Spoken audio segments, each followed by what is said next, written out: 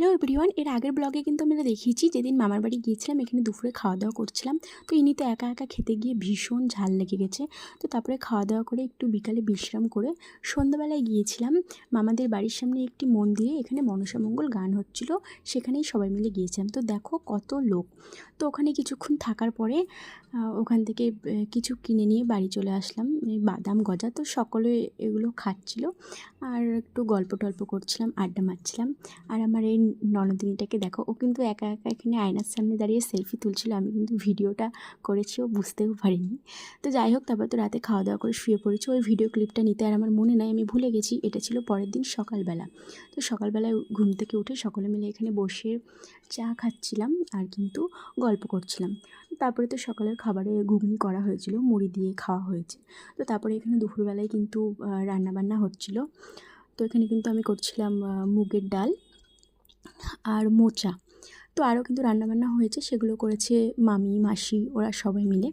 তো তারপরে দেখো, এখানে আমার এই মামিটার হচ্ছে কাপড়ের ব্যবসা করে বাড়িতেই। তো সবাই মিলে দেখছিল কে কী নিবে, তো সেগুলোই কিন্তু দেখছিল। তো ভালো ভালো জিনিস কিন্তু মামি রাখে, খুব সুন্দর কালেকশন। তো তারপরে তো দুপুরে স্নান টান করে নিয়ে ভাত খাওয়ার আগে এখানে আমি বসে গরম গরম পাঁপড় ভাজছিলাম আর হচ্ছে খেসারির ডালের বড়া ভাজছিলাম।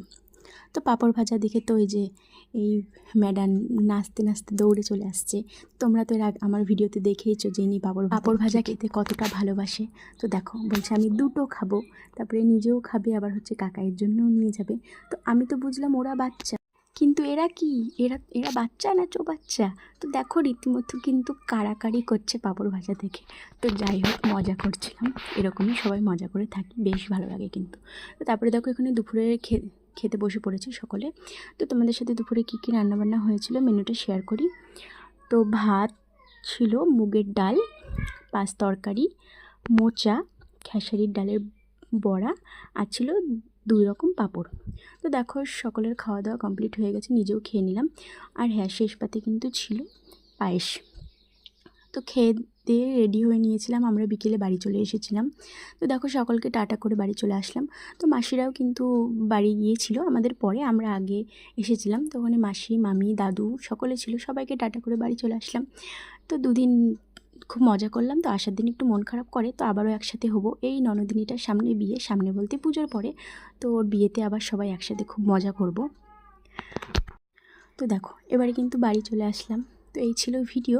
যদি ভিডিওটা ভালো লেগে থাকে অবশ্যই লাইক কমেন্ট শেয়ার সাবস্ক্রাইব করে পাশে থেকো। দেখা হচ্ছে কিন্তু নেক্সট ভিডিওতে। আজকের মতো টাটা।